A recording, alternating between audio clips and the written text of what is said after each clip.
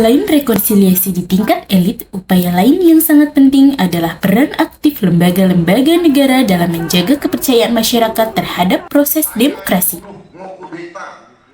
Lembaga seperti Komisi Pemilihan Umum, Badan Pengawas Pemilu, dan Mahkamah Konstitusi memainkan peran krusial dalam memastikan bahwa setiap tahap pemilu dapat berjalan dengan transparan dan adil. Kepercayaan publik terhadap lembaga-lembaga ini adalah fondasi penting untuk meredakan ketegangan politik.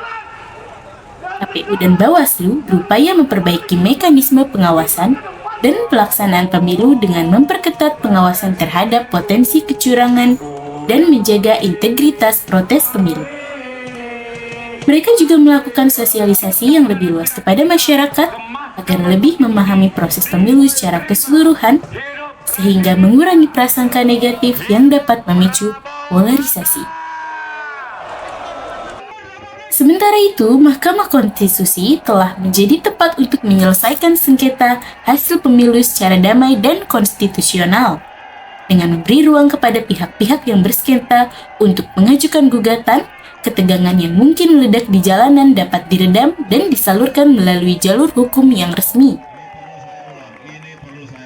Ini semua merupakan bagian dari upaya besar untuk menjaga stabilitas politik dan mencegah polarisasi semakin dalam.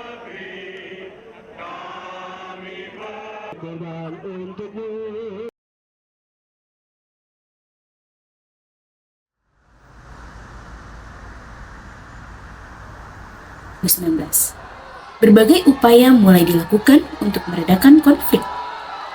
Salah satu langkah terpenting adalah rekonsiliasi di tingkat elit politik. Pertemuan bersejarah antara Jokowi dan Prabowo pada 13 Juli 2019 menjadi simbol persatuan yang sangat dibutuhkan saat itu.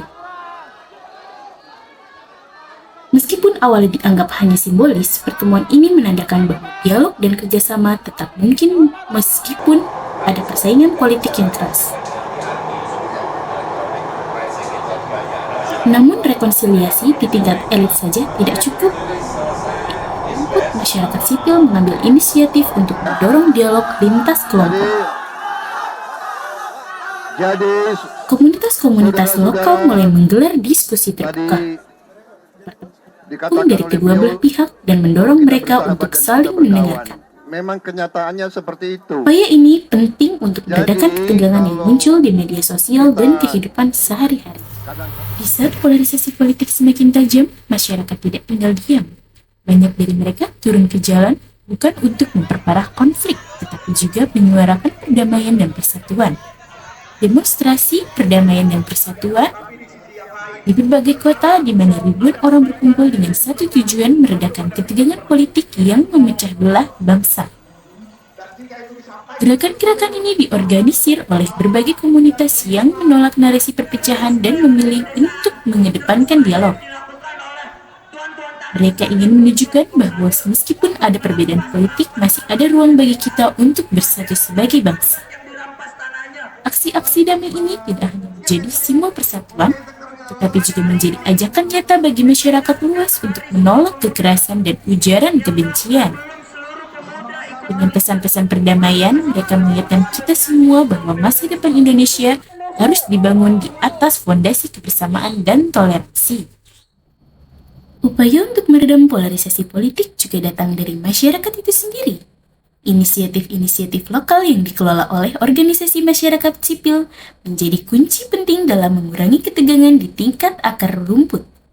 Di berbagai daerah, dialog antar kelompok mulai digalakkan, mempertaruhkan individu-individu dengan latar belakang dan pandangan politik berbeda. Demikian laporan kami mengenai upaya meredam polarisasi politik yang terjadi selama pemilu 2014 hingga 2019 di Indonesia. Meskipun perpecahan sempat merenggangan masyarakat, berbagai langkah rekonsiliasi baik dari elit politik, lembaga negara maupun masyarakat sipil telah dilakukan untuk memulihkan persatuan. Terima kasih telah menyaksikan. Saya Aulan Nirwana Putri. Sampai jumpa di laporan berikutnya dan mari terus menjaga persatuan demi Indonesia yang lebih kuat dan damai.